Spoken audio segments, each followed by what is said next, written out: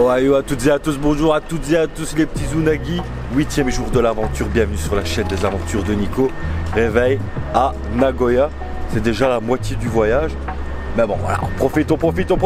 Aujourd'hui il fait super bon encore, pas une goutte de pluie depuis qu'on est arrivé, ça fait très plaisir. On est donc à Nagoya et aujourd'hui c'est samedi. On va profiter de Nagoya dans son ensemble. Nagoya c'est une très grande ville, fait partie du top 3 voire du top 4 du Japon.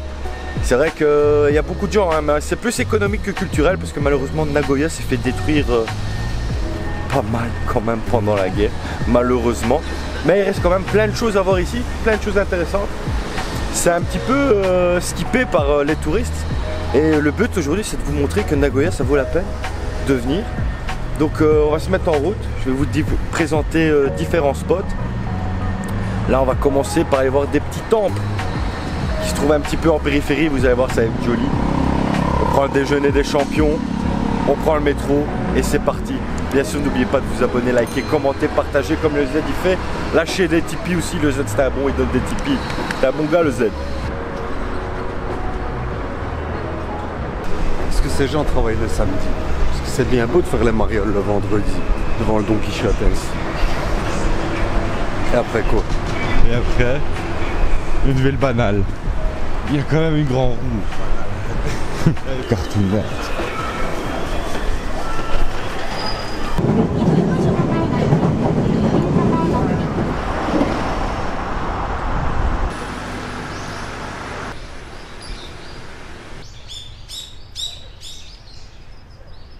On commence la journée par une première visite, donc la visite du Toganji, qui est un très joli temple bouddhiste perdu dans un quartier résidentiel du côté de la gare de Motoyama à Nagoya.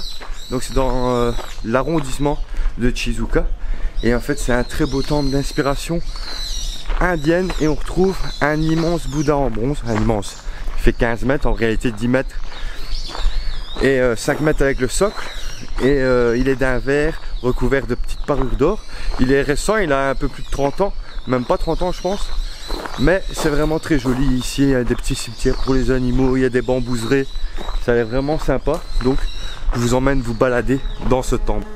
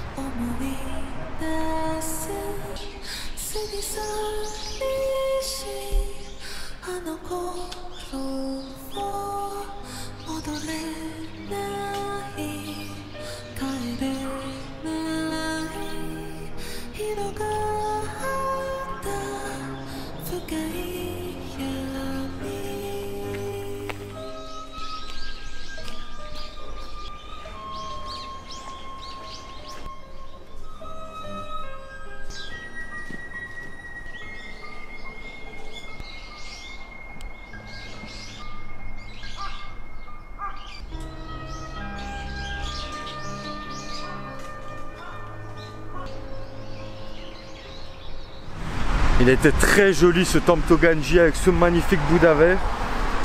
Mais il y avait plein de moustiques, je me suis fait allumer là. Comme si Tom m'avait tiré dessus avec le flingue qu'il a acheté à Shizuoka. Mais il n'y avait pas beaucoup de gens. Ambiance très mystique, mystérieuse, mythique, dithambérique. Encore un adjectif que tu... T'en as plus? Non, j'ai pas mon petit dictionnaire de poche. Maintenant on va aller voir un autre joli temple où il y a une des seules pagodes de la région, c'est le Koshoji et pas le Koshonji qui a été fondé par Tom il n'y a pas si longtemps que ça. Et il y a un Bouddha en bois très joli aussi apparemment.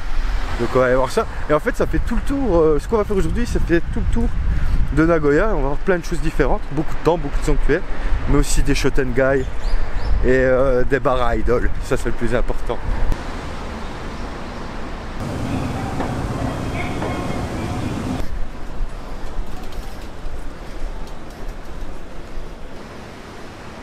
Nous voilà maintenant au Koshoji que Kachi va s'apprêter à nous présenter. Hein, le Z. Voici devant le temple du Koshoji, qui se situe dans le quartier de Shinsekai.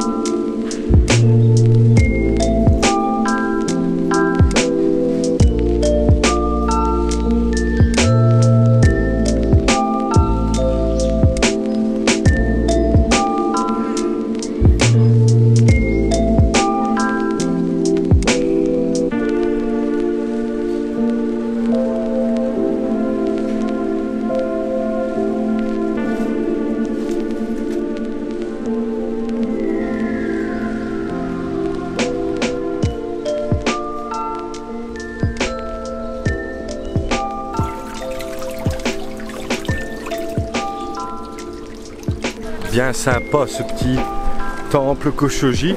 Franchement les temples à l'extérieur un peu de Nagoya sont très jolis. Des petits coups de cœur, des petits coins tranquilles, chill ici à Nagoya. Ça vaut vraiment la peine. Maintenant on va reprendre le métro et on va aller du côté de l'Atsuta Jingu, qui est un des sanctuaires, le deuxième sanctuaire le plus sacré du Japon. Mais d'abord on va aller manger une spécialité. Normalement c'est les Kishimen, parce qu'il y a un très bon restaurant de Kishimen dans le sanctuaire. Donc il va être midi, ça va faire du bien ça.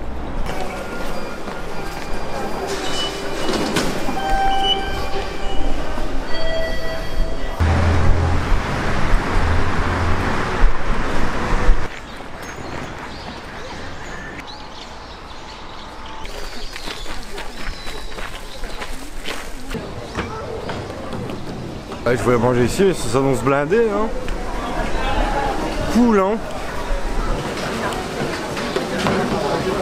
Putain, les Japonais sont vraiment trop gentils, ça le prouve encore une fois.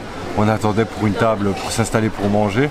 Il y a une femme qui demande vous avez trouvé une table, on dit non. Elle est partie chercher après des gens qui s'en allaient pour nous dire gardez cette table là. Et ils sont partis vous dire prenez la place, prenez la place. Vraiment super sympa. Ça c'est l'hospitalité japonaise qu'on aime. Et merci Japon. C'est parti pour ces Kishimen, spécialité de Nagoya, qui ont l'air doux à soi. Regardez-moi ça, quel beau.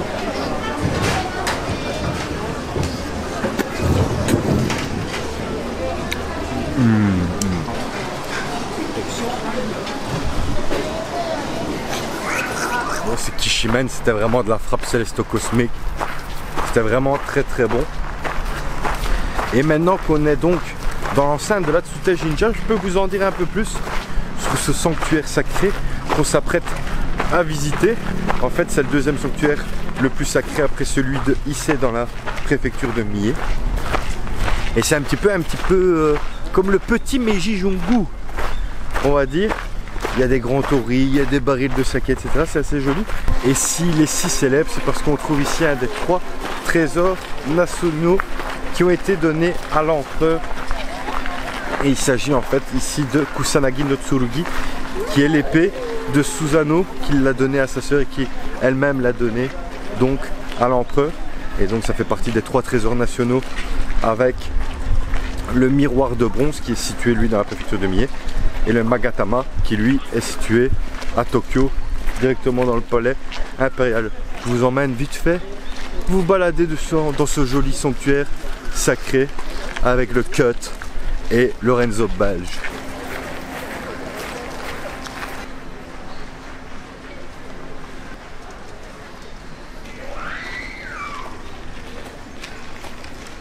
Et on trouve ici un cyprès millénaire, un petit peu comme ce sanctuaire qui aurait quasi 2000 ans. Et ça c'est fou, mais il est très beau cet arbre.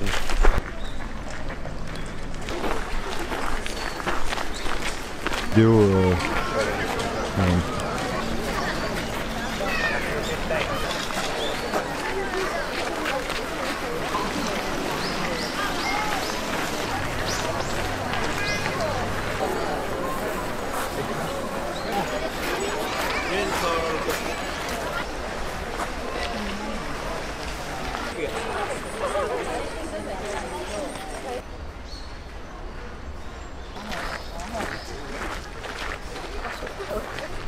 C'était pas mal ce petit Atsuta Jinja, mais c'est beaucoup plus petit que le Meiji Jingu.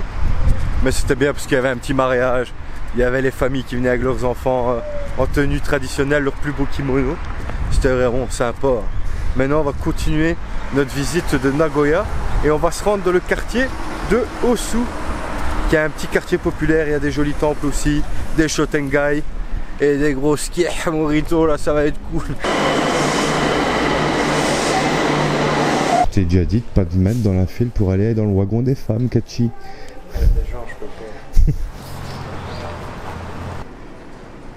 Après même pas de 10 minutes de métro, on est à Osu, un quartier populaire. Comme je disais, on retrouve des shotengai et le temple de Osukanon, qui est un petit temple célèbre. Ici on l'appelle le temple aux pigeons. C'est ce qu'on va aller voir d'abord ici maintenant. Et après on ira se balader un petit peu dans la shotengai et faire le tour des environs. L'Osukanon, c'est pas un grand temple, c'est pas le plus célèbre. Mais il y a la particularité d'avoir beaucoup de pigeons. Et c'est aussi une bibliothèque de 15 000 livres. Et on retrouve notamment un exemplaire du Kojiki, qui est un livre ancestral qui décrit un petit peu la mythologie Shinto. Donc je vous emmène faire cette petite balade des familles avec le Z parce que Tom, on l'a perdu. Il est parti faire un petit curry direct.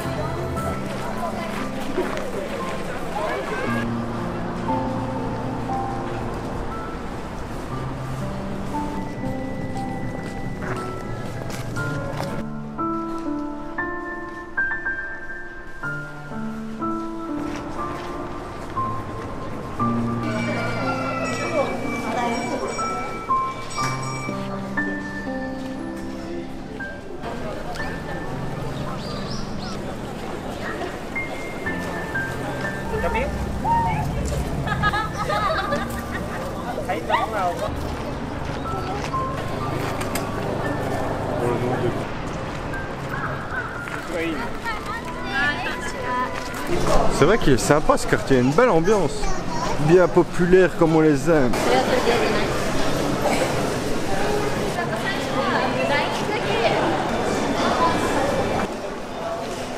Kachi Ceramic Master.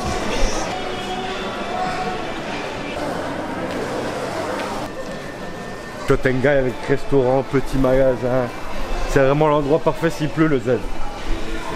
Est-ce qu'il pleut? Il pleut. Ah ben donc on reste pas ici.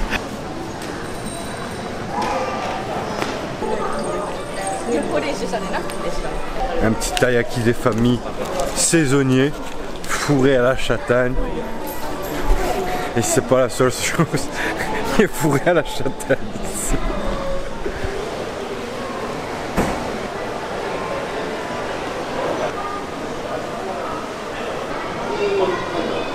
Je suis venu au Banchoji, qui est en fait un temple assez récent, mais où on trouve des petits spectacles d'horloges mécaniques à une fréquence assez régulière. Là c'était à 16h, mais il y en a aussi à 14h. Et c'est assez marrant de voir ça, ça retrace des épisodes de la période Tokugawa par exemple.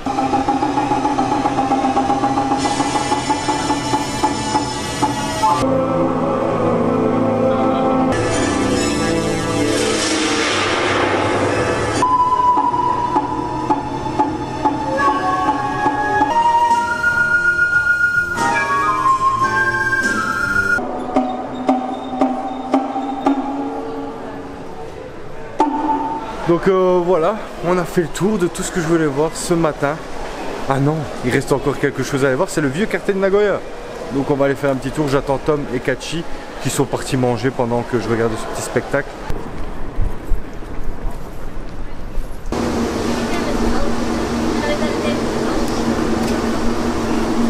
On continue ce rallye de la bouffe ici à Osaka, j'allais encore dire, à Nagoya. J'ai pris un tenmusu, qui est en fait un onigiri avec des tempura dedans, ça est vraiment doux. Et...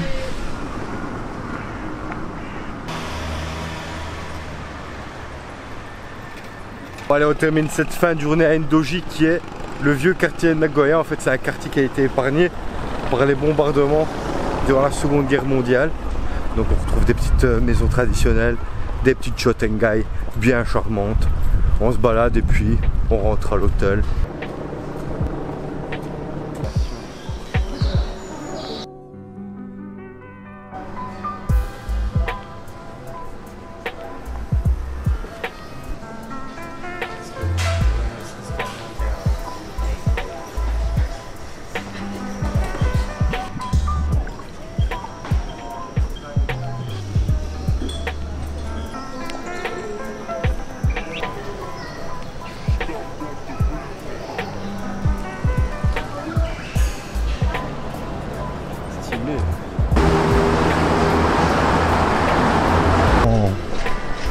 On va au bar à Lausanne.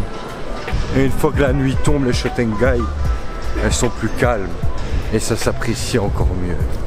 Même si les magasins ferment, mais comme on n'est pas là pour les magasins, mais pour l'atmosphère, c'est chouette. C'est incroyable.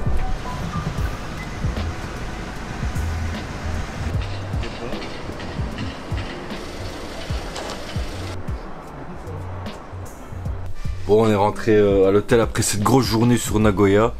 Maintenant on va se poser un petit peu à l'hôtel, on va aller faire 2-3 lessives parce que ça fait partie du voyage. Profiter du Sento et après peut-être qu'on va faire des dingues ce soir, le Z, des grosses dingues.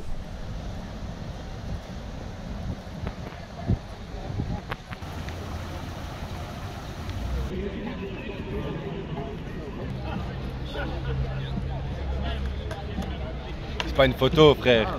Tu comprends déjà même plus si je fais des photos. C'est ça, dis pas. Ça serait sur les aventures de Nico. Dis-le-moi. Regarde ce que t'as. Demande de mariage en live, que chier. Tente ta chance aussi avec une jappe. Attends, je sors ma bague. Celui de la poussette, tu diras. Regardez qui c'est qui téléphone.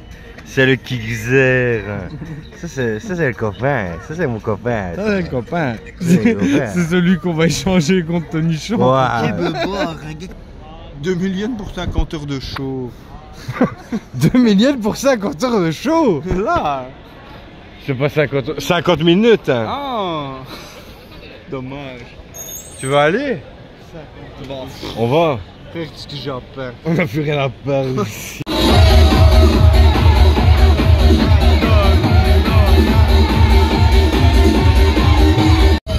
Les aventures de Nico, ça part en couille.